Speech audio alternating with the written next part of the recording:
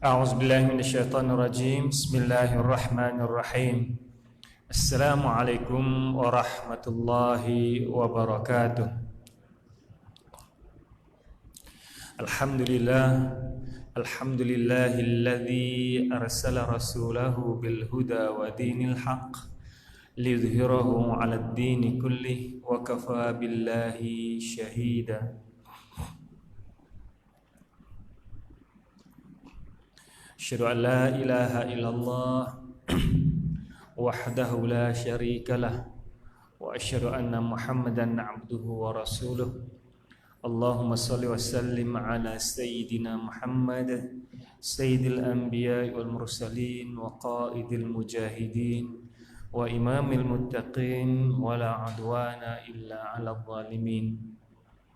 Yang dimuliakan pengurusi masjid serta dijatan kuasanya, tuan-tuan imam, tuan-tuan Bilal, para asatizah, para tuan-tuan guru, sidang jemaah, hadirin, hadirat yang dimuliakan oleh Allah SWT. Marilah sama-sama kita merafakkan kesyukuran kita kepada Allah SWT yang telah menyemaikan benih iman dan Islam dalam jiwa kita. Semoga kita terus konsisten, istiqamah di jalan Allah Subhanahu wa taala. Moga-moga Allah matikan kita semua dalam keadaan husnul khatimah di jalan yang Allah redai. Sungguhnya tiada pengakhiran yang paling mulia di muka bumi ini melainkan kita bertemu Allah Subhanahu wa taala dalam keadaan Allah redha kepada kita. Tuan-tuan, perempuan, sedang jemaah yang dimuliakan oleh Allah SWT, Allah telah memberikan kita nikmat iman, nikmat Islam. Di luar sana ramai lagi manusia yang tidak mendapat nikmat iman, tidak dapat nikmat Islam. Ada sebahagian mereka yang cuba mencari-cari kebenaran. Ada sebahagian mereka yang menentang kebenaran. Ada sebahagian mereka yang tidak mencari kebenaran, hanya mengikut arus yang ada.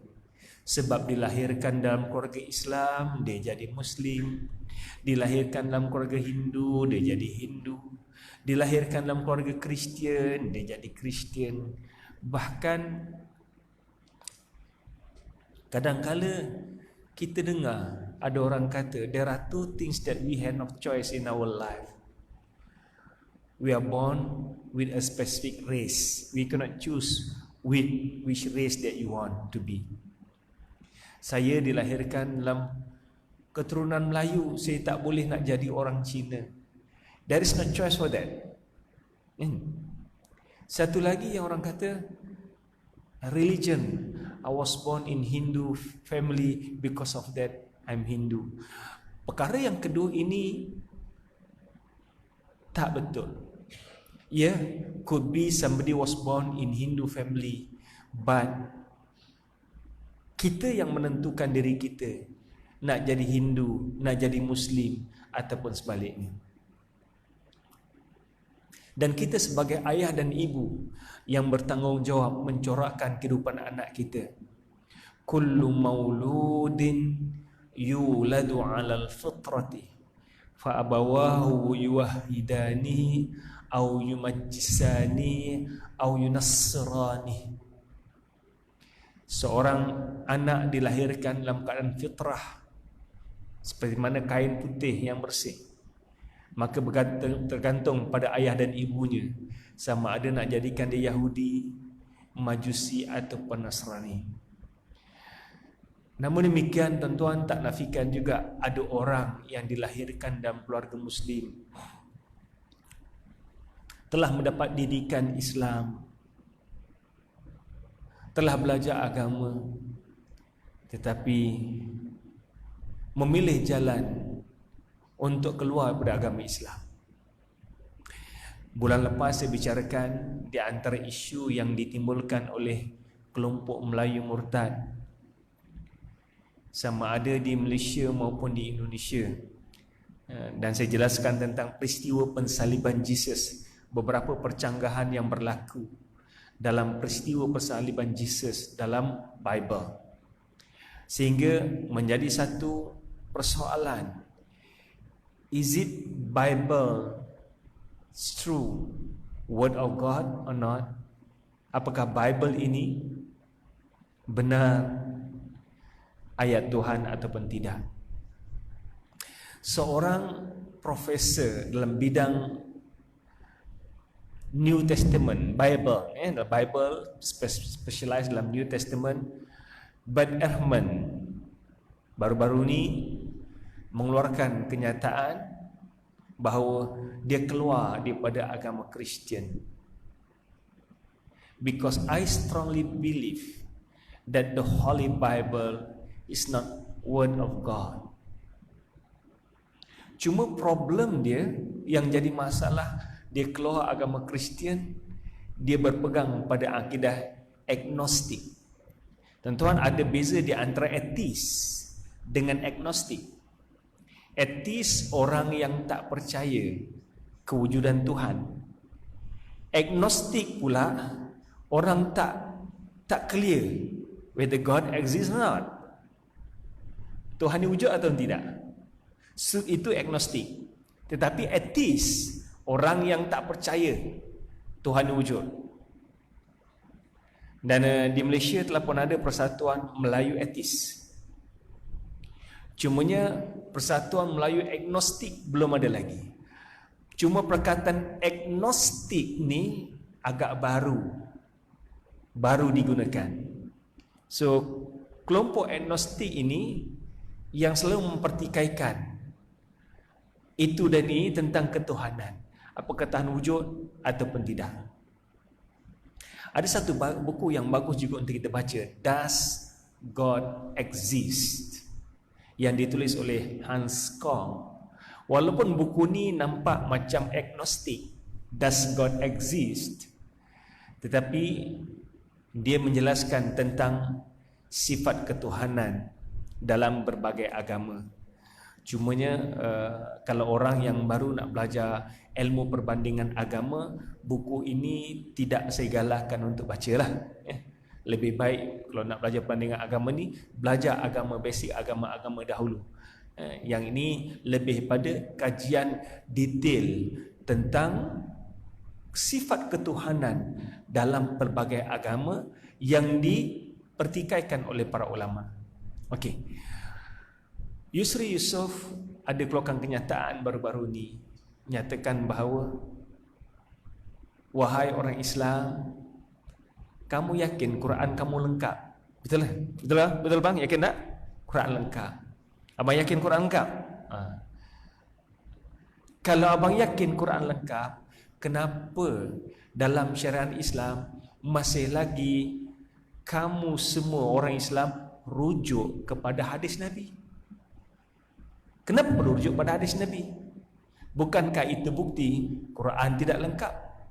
Kalau Quran dah lengkap, Quran dah sempurna, kenapa kena rujuk hadis Nabi?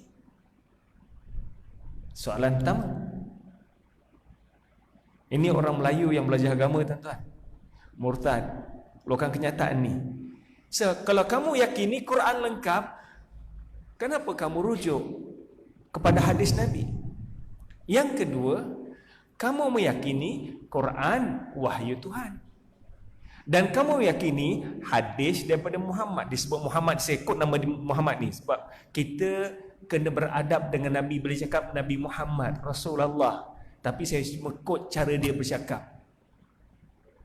Hadis Nabi, hadis daripada Muhammad. Quran wahyu Tuhan.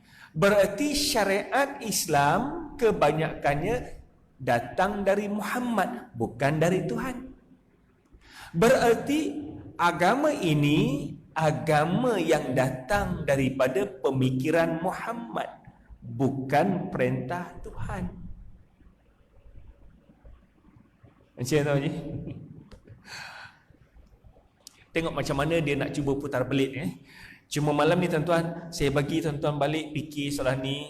Malam ni saya nak buat isu yang lain yang banyak dibicarakan, terutamanya David Wood. David Wood ni di antara orang yang dah lebih 20 tahun menimbulkan kekeliruan di kalangan masyarakat barat terhadap Islam, sehingga timbullah konsep Islamofobia yang menjadi satu barah dalam masyarakat minoriti Muslim, sehingga timbul tindakan apa yang berlaku di New Zealand baru-baru ni. Umat Islam berada di masjid dibunuh ramai-ramai. Ini di antara natijah Islamofobia. Dan David Wood merupakan orang yang cukup aktif menyebarkan perkara-perkara yang boleh menyebabkan orang ramai benci terhadap umat Islam, benci terhadap Nabi Muhammad sallallahu alaihi wasallam. Okey. Antaranya perkara ini. Muhammad diutuskan untuk membunuh orang kafir. Sedangkan Jesus ajak orang kepada kedamaian. Dalam Al-Quran, dalam hadis, banyak ayat-ayat dan hadis yang mengajak kepada peperangan. Contohnya, umirtu an uqatilan nasa hatta yashhadu an la ilaha illallah. Aku diperintahkan untuk membunuh manusia hinggalah mereka mengucap la ilaha illallah Muhammad Rasulullah. Dan sekiranya mereka mengucap kalimah ini, mendirikan salat, mengeluarkan zakat, maka akan selamatlah harta mereka dan nyawa mereka. Perkataan umirtu, aku diperintahkan, berarti Muhammad datang untuk membunuh orang kafir. Demikian juga ayat Quran banyak memerintahkan membunuh seluruh orang kafir. Sedangkan Jesus mengajak manusia kepada kedamaian. Anda semua boleh rujuk dalam Bible macam mana Jesus mengajak kepada kedamaian. Boleh rujuk dalam John. Boleh rujuk dalam John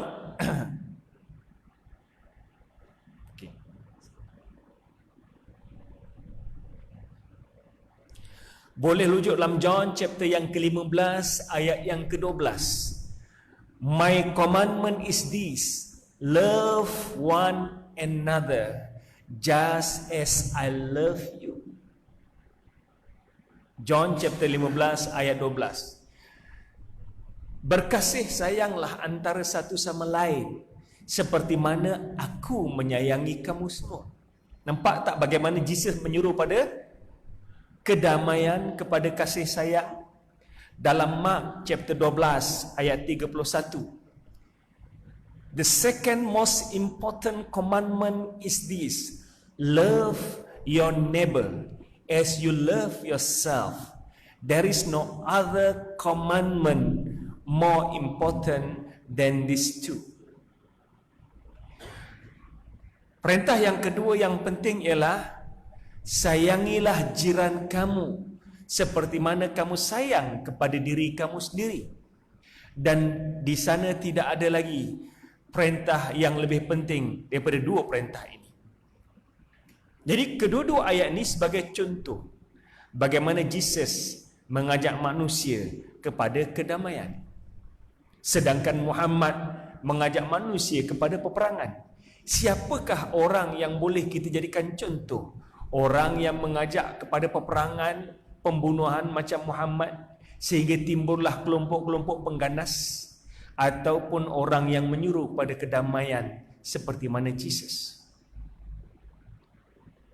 Tuan-tuan sekalian, macam mana nak jawab permasalahan ini? Saya ada masa lebih kurang dalam 25 minit. 20 minit atau 25 minit. InsyaAllah saya cuba berhenti dalam masuk insya' pukul 8.20. 20 sini 24 atau 25? 26. Okey. Saya berhenti pukul 8.30 lah ya. 8.30 saya berhenti, kemudian kita ready untuk sembahyang. Baik. Kalau ikut SOP sebab kita kena berhenti waktu isyak. Baik, perkara yang pertama tuan-tuan, perlu kita fahami dalam kita nak memahami hadis, dalam kita nak memahami Al-Quran, syarat untuk kita menafsirkan Quran, kita kena tahu asbabun nuzul. Demikian juga kita nak memahami hadis, kita kena tahu asbab wurudul hadis. baru-baru ni ada seorang Kristian bagi saya satu ayat Quran yang nampak bercanggah. Saya kata, brother, you don't know the Holy Quran. Because of that, you misunderstood the Holy Quran. You must know the concept of nasikh and mansukh. Quran yang ayat yang abrogated, yang dibatalkan dan yang membatalkan. Otherwise, you mislead the Holy Quran. Demikian juga hadis, tuan-tuan. Kita kena tahu hadis mana yang membatalkan dan hadis mana yang dibatalkan, supaya kita tidak mengistimbatkan hukum yang salah. Saya ambil contoh macam mana wujudnya nasikh dan mansukh, dan sebab wurud hadis yang akan jelaskan kemudian. Nasikh dan mansukh ni penting untuk kita memahami ayat pembatal ataupun hadis pembatal dengan hadis yang dibatalkan. Hadis yang telah pun dibatalkan, contohnya tentang larangan wanita untuk menziarahi kubur. Hadis ini memang jelas, hadis sahih, Rasulullah melarang wanita ziarah kubur. Kemudian ada hadis yang membatalkan. Kunna nahainakum an ziyaratil qubur ala fazuruha fa innaha tudzakkirakum bil maut. Kami pernah melarang kamu untuk menziarah kubur, tapi sekarang ziarahlah kubur, sebab menziarah kubur mengingatkan kamu pada kematian. Demikian juga raya haji. Biasanya raya haji, isu korban ni antara isu yang dipersoalkan. Ada hadis Nabi yang melarang untuk menyimpan daging korban melebihi 3 hari. Lebih 3 hari. Mungkin kita dekat kawasan bandar ni, tuan-tuan, tak dapat banyak sangat daging korban. Ayah saya kalau kat kampung lebih dapat 10 kilo, lebih 10 kilo, tuan-tuan. Saya rasa kalau setakat 15 kilo senang-senang kan. Sekali setiap raya korban tu 15 kilo tu senang-senang kan dapat. Kalau orang tu kena gout, anak beranak dah tak ada, nak habiskan 3 kilo 15 kilo dalam masa 3 hari itu, macam mana nak makan?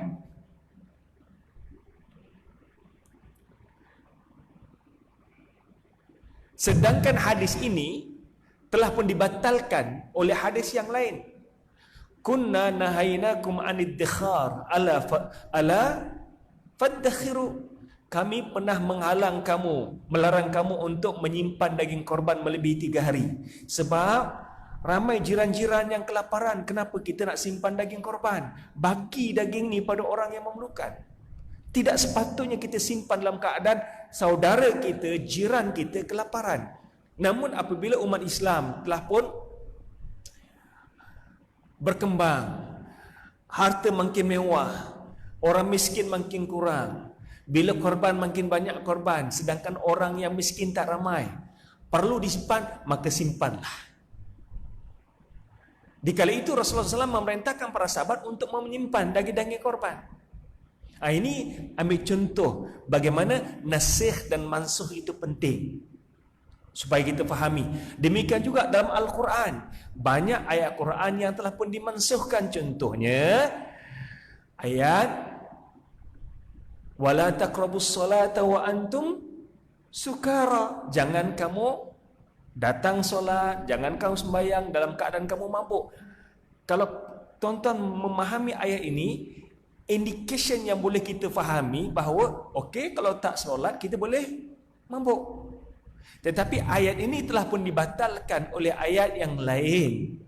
Innamal khamru wal maisir wal azlam wal ansabu rijsun min amali syaitan fajtanibu. Sungguhnya arak, judi, berterus nasib ini najis, perbuatan syaitan, hendaklah kamu jauhi. So ayat ini total memutuskan, membatalkan tentang peminuman haram. Itu tentang asbabun nuzul. Asbab wurud hadis pula, tentang hadis ini, tuan-tuan cuba tengok. Umirtu an uqatilan nasa hatta yashhadu an la ilaha illallah. Aku diperintahkan untuk membunuh semua manusia hinggalah mereka mengucap la ilaha illallah dan Muhammad Rasulullah.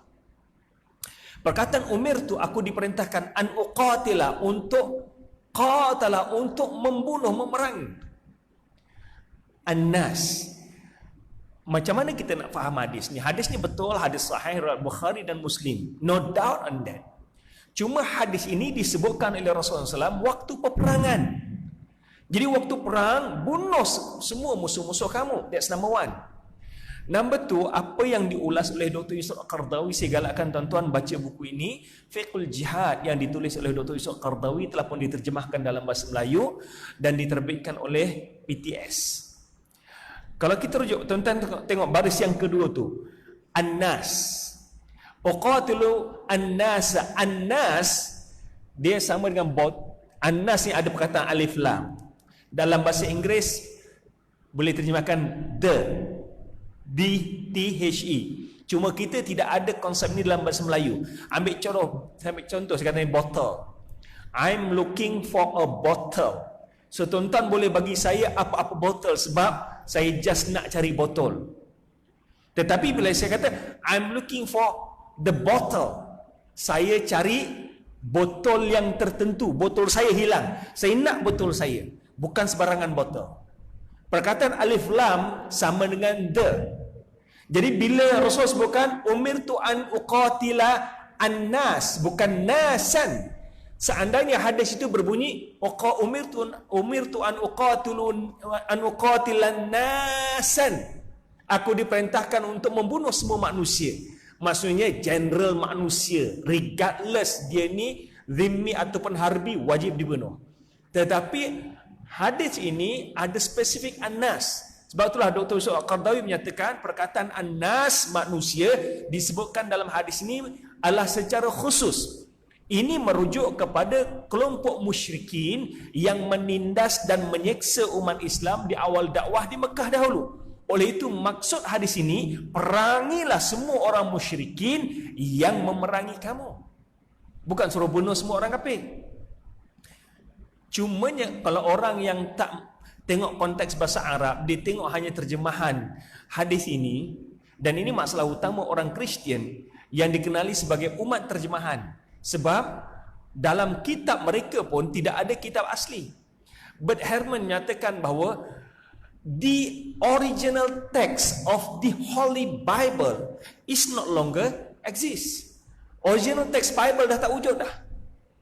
Tetapi kita orang Islam, kalau ada apa-apa, kita kena rujuk original teks dalam bahasa Arab. Okay. Yang kedua, keizinan perang lantaran umat Islam diperangi dan juga pencabulan perjanjian dengan umat Islam. Sama ada umat Islam diperangi ataupun perjanjian dengan umat Islam dicabuli. Kita lihat ayat ini dalam surah Al-Hajj ayat 39 hingga ayat 40. Uzina lilladina yuqataluna bi'annahum zulimu wa innallaha ala nasrihim laqadir. Diizinkan berperang bagi orang-orang yang diperangi kerana sesungguhnya mereka dianiaya. Alladina akhruju min diyarihim bighairi haqqin illa an yaqulu rabbunallah. Sesungguhnya Allah SWT benar, sesungguhnya Allah SWT benar-benar maha berkuasa, iaitu orang yang telah diusir daripada kampung halaman mereka tanpa sebarang alasan yang benar. Inilah orang yang boleh memerangi orang yang mengusir mereka.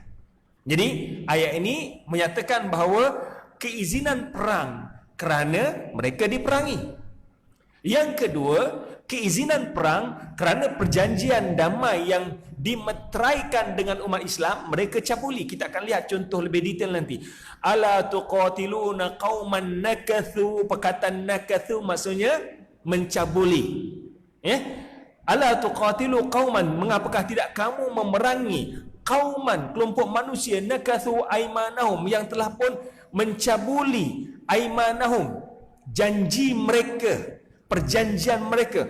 Wahamu bi ikhrajir rasul, dan mereka bersungguh-sungguh untuk mengeluarkan rasul. Wahum bada'ukum awwala marrah, sedangkan mereka lah yang mula-mula memerangi kamu. Tuan-tuan sekalian, kalau kita lihat sejarah Nabi Muhammad sallallahu alaihi wasallam, sejauh mana kebenaran Nabi Muhammad memerangi orang kafir? Masa begitu cepat berlalu, kita lihat tak sempat saya nak ceritakan detail satu persatu, tetapi sepintas selalu kita lihat tentang peperangan itu. Peperangan Badar. Siapakah yang mulakan peperangan ini? Peperangan Badar dimulakan oleh orang kafir Quraisy. Walaupun peringkat awal Nabi Muhammad keluar untuk menahan kafilah Abu Sufyan, tetapi keluarnya Nabi Muhammad untuk menahan kafilah Abu Sufyan kerana kafilah inilah yang telah merampas harta umat Islam yang ditinggalkan di Mekah. Mereka rampas segala harta yang ditinggalkan di Mekah dan mereka kumpulkan, mereka dagangkan, mereka nak gunakan harta ini bagi memerangi umat Islam. Dan Abu Sufyan diperintahkan untuk dipertanggungjawabkan untuk memperdagangkan harta ini. Sebab itulah apabila Rasulullah mengetahui perkara ini, Rasulullah keluar bersama dengan para sahabat untuk menyekat kafilah perdagangan ini yang pulang daripada Syam. Namun Abu Sufyan sedar perkara ini dan dihantar surat ke Mekah bagi tahu kafilah ini disekat. Dan inilah saat yang dinanti-nanti oleh Abu Jahal, Utbah, Umayyah untuk mencetuskan api peperangan. So apabila insiden ini berlaku, digunakan sebaik mungkin kesempatan ini untuk menyebabkan berlakunya peperangan. Namun apabila Abu Sufyan berjaya meloloskan diri daripada sekatan umat Islam dan dihantar surat kepada Mekah, pemimpin Quraisy Mekah bagi tahu dia dah pun selamat, tak perlu perang. Namun Abu Jahal, Umayyah, Utbah berkeras untuk berperang. Apa yang saya nak gambarkan, peperangan ini disebabkan oleh orang kafir Quraisy, bukan umat Islam. Okey. Peperangan Uhud kerana kerakusan, semangat yang menggejolak daripada Abu Sufyan untuk membalas dendam. Sebab Abu Sufyan tidak turut serta dalam peperangan Badar. Dalam peperangan Badar mereka mengalami kekalahan. Lalu Abu Sufyan ingin membalas dendam terhadap kekalahan mereka dalam peperangan Badar. Peringkat awal Nabi nak bertahan di kota Madinah. Apa yang saya nak tekankan, peperangan Uhud dicetuskan oleh orang kafir Quraisy. Okey.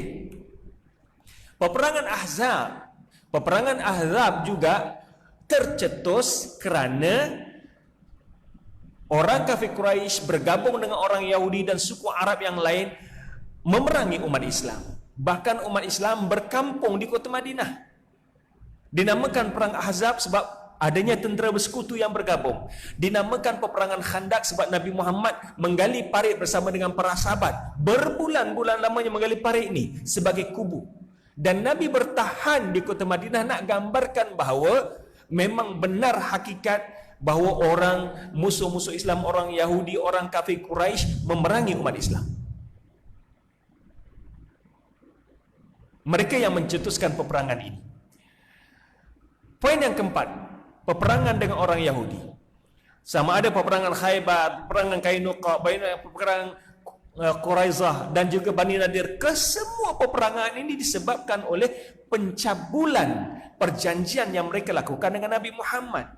Ketika mana Nabi Muhammad berhijrah ke Madinah, setelah Nabi Muhammad menjadi ketua Madinah ketika itu, antara tindakan pertama yang dilakukan oleh Nabi Muhammad selepas membina masjid ialah menjaga kedamaian masyarakat. Dan Nabi Muhammad melakukan treaty ataupun perjanjian damai dengan orang Yahudi yang dipanggil Piagam Madinah. Dan di antara intipati Piagam Madinah, kesemua pihak hendaklah bersatu mempertahankan Madinah. Dan tidak ada mana-mana pihak yang boleh mencabuli perjanjian ini dengan membunuh mana-mana pihak. Namun beberapa kabilah Bani Yahudi ini telah pun bergabung dengan kafir Quraisy untuk memerangi umat Islam di kota Madinah. Sebab itu Rasulullah memerangi mereka. Namun Bani Nadir tidak terlibat dalam peperangan ini. Tetapi permasalahan Bani Nadir ialah kelompok Bani Nadir telah membunuh 2 orang pada Bani Amir yang bergabung dengan kelompok umat Islam. Dan pemimpin Bani Amir meminta supaya Rasulullah menuntut diat daripada kelompok Bani Nadir. Lalu Nabi Muhammad SAW meminta Huyai bin Adi, ketua Bani Nadir, untuk membayar diat 2 orang nyawa yang dibunuh. Huyai bin Adi tahu yang mereka melakukan kesalahan, tapi tak puas hati. Lalu mereka merancang untuk membunuh Nabi dan menjemput Nabi untuk berbincang di kabilah Bani Nadir. Dan dia perancangan dia, okey, aku akan bincang dengan Muhammad, kamu naik bumbung, hempapkan batu di atas kepala Muhammad. Tetapi Cadangan ini tolak oleh sebahagian orang Yahudi. Kebimbangan dia, takut kalau Tuhan bagi tahu Nabi Muhammad apa yang akan berlaku. Dan ini benar-benar berlaku, tuan-tuan. Ketika mana Huyai berbincang dengan Nabi Muhammad, tiba-tiba Nabi Muhammad bingkas bangun dan meninggalkan mereka. Sahabat-sahabat tertanya-tanya kenapa berlaku. Lalu Rasulullah bagi tahu mereka merancang untuk membunuh aku. Kemudian Rasulullah pulang ke Madinah, antar utusan pada Huyai bin Adi, perintahkan mereka keluar daripada kota Madinah. Huyai bin Adi mengambil keputusan untuk keluar sebab 2 kali kesalahan yang mereka lakukan. Tapi datang Abdullah bin Ubay bin Salul. Ingat Abdullah bin Ubay bin Salul, orang yang ketua munafik yang berpura-pura masuk Islam, dia pada Yahudi Bani Ghaffan. Dia jumpa Huyai bin Adi, "Wahai Huyai, kamu jangan keluar. Kita perangi Muhammad dengan orang Islam. Aku ada 2,000 daripada Bani Ghaffan bersedia untuk menghantar bala tentera bersama dengan kamu, bergabung dengan kamu." Oleh kerana janji Abdullah bin Ubay bin Salul ini menyebabkan Huyai mengambil tindakan untuk berperang. Berlakulah peperangan, namun janji yang dijanjikan oleh Abdullah bin Ubay bin Salul tidak kunjung datang. Abdullah bin Ubay bin Salul hilang, 2,000 orang yang dijanjikan pun tak timbul. Ingat, Abdullah bin Ubay bin Salul juga orang yang bertanggungjawab membawa keluar kelompok seramai 300 orang, kelompok tentera Uhud, sebelum sampai ke Bukit Uhud. Jumlah asal 1,000, nak lawan 3,000, tinggal 700. Okay? So conclusion yang apa yang saya nak gambarkan di sini ialah peperangan-peperangan yang berlaku dengan kelompok Yahudi, sama ada peperangan Bani Quraiza, peperangan Bani Qainuqa, peperangan Bani Nadir, adalah lantaran pencabulan mereka terhadap piagam Madinah yang telah mereka meterai dengan Nabi Muhammad sallallahu alaihi wasallam. Okey. Poin berikutnya, penaklukan kota Mekah. Penaklukan kota Mekah ini adalah rentetan perjanjian Hudaibiyah. Perjanjian Hudaibiyah yang berlaku pada tahun yang ke-6 selepas peperangan Ahzab. Nabi nak menunaikan haji di Mekah, tapi disekat oleh orang kafir Quraisy. Saya pendekkan cerita, berlakulah perjanjian Hudaibiyah. Dan di antara intipati perjanjian Hudaibiyah ialah gencatan senjata selama 2 tahun. Dan mana-mana pihak boleh bergabung dengan mana-mana pihak, sama ada kafir Quraisy ataupun umat Islam. Dan mana-mana kelompok yang telah pun bergabung dengan satu pihak perlu dihormati, tidak boleh dibunuh. Belum sempat 10 tahun dan 2 tahun berlakunya pembunuhan kelompok yang bergabung pada umat Islam, menyebabkan Nabi Muhammad sallallahu alaihi wasallam mengambil keputusan untuk memerangi Mekah. Walaupun Abu Sufyan cuba memujuk Nabi Muhammad, dia jumpa Ramlah, anak beliau yang merupakan isteri Rasulullah SAW. Kemudian jumpa Abu Bakar, jumpa Umar, jumpa Uthman, jumpa Ali, supaya pujuk Nabi Muhammad agar tidak memerangi Mekah. Tapi Abu Sufyan tidak mampu untuk memujuk Nabi Muhammad. Dan ini juga insiden yang menyebabkan Abu Sufyan akhirnya memeluk agama Islam. Apa yang saya nak gambarkan kat sini, akhirnya umat Islam berjaya menawan kota Mekah tanpa sebarang pertumpahan darah. Dalam keadaan orang kafir Quraisy ketika itu kebimbangan. Mereka ingat kembali dalam, masih lagi fresh dalam minda mereka, mereka pernah menangkap, menyiksa umat Islam, dan ada di kalangan mereka yang telah pun mati. Azan. Okey, kita berhenti azan sekejap ya.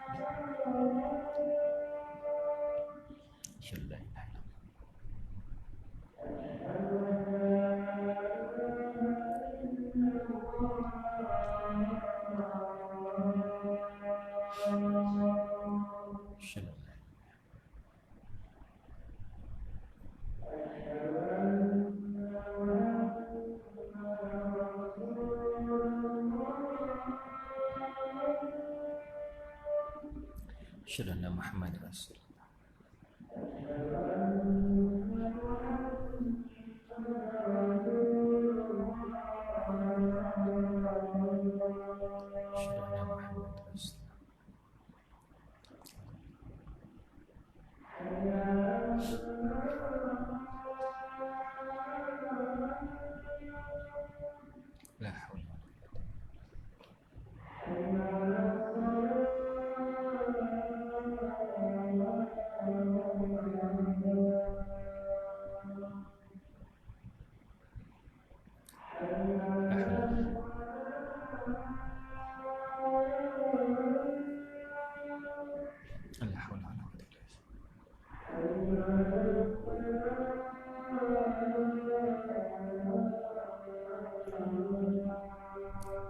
La haula wala quwwata illa billah.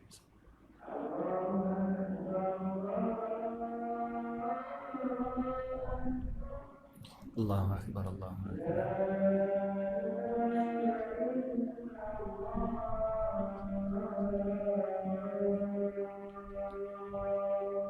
La ilaha illallah. Allahumma shalli ala sayyidina Muhammad wa ala ali Muhammad. Allahumma rabb hadhihi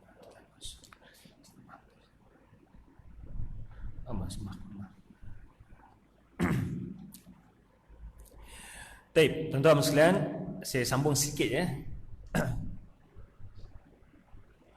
Penolakan kota Mekah ini sebab pencabulan perjanjian Hudaibiyah yang telah mereka menteraikan dengan Nabi Muhammad SAW. Dan penolakan kota Mekah berlaku tanpa sebarang pertumpahan darah. Dan mereka bimbang di kala itu apabila Nabi Muhammad berjaya menaklukkan kota Mekah, sebab mereka masih ingat lagi bagaimana mereka menyeksa, menangkap, membunuh umat Islam di awal dakwah. Dan mereka bimbang sangat kalau ketika itu Nabi Muhammad akan membalas dendam. Tapi tanpa mereka duga, Nabi Muhammad berkata, "Idhabu wa antumut talaqa." Pergilah kamu semua bebas. Pergilah kamu semua bebas. Nak gambarkan bahawa hatta setelah Nabi Muhammad berkuasa di kota Mekah pun Nabi Muhammad tak balas dendam untuk membunuh mereka. Jadi di manakah dakwaan kamu yang Nabi Muhammad ni membunuh orang kafir? Last sekali tuan-tuan, peperangan Tabuk. Peperangan Tabuk berlaku kerana kebimbangan kerajaan Byzantine terhadap perkembangan umat Islam. Islam makin berkembang. Jadi oleh kerana kuasa Islam makin berkembang, tambah lagi selepas penaklukan kota Mekah, jadi kerajaan Byzantine bimbang terhadap kemarahan ini. Lalu mereka menyiapkan bala tentera berjumlah 100,000 orang untuk memerangi umat Islam. Dan Nabi Muhammad mengetahui perkara ini, lalu baginda menyiapkan bala tentera berjumlah lebih kurang 30,000 untuk berperang. Poin yang saya nak gambarkan kat sini ialah peperangan Tabuk disebabkan oleh kerajaan Byzantine sendiri yang nak memerangi umat Islam. Jadi tuan-tuan sekalian, contoh-contoh yang saya bagi ini bukan hanya 6 ya. Ada lebih kurang dalam 11-12 contoh, termasuk kelompok Yahudi tadi. Kesemua peperangan ini disebabkan oleh orang kafir.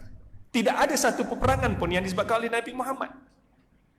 Di manakah dakwaan kamu yang menyatakan bahawa Nabi Muhammad ini menimbulkan api peperangan?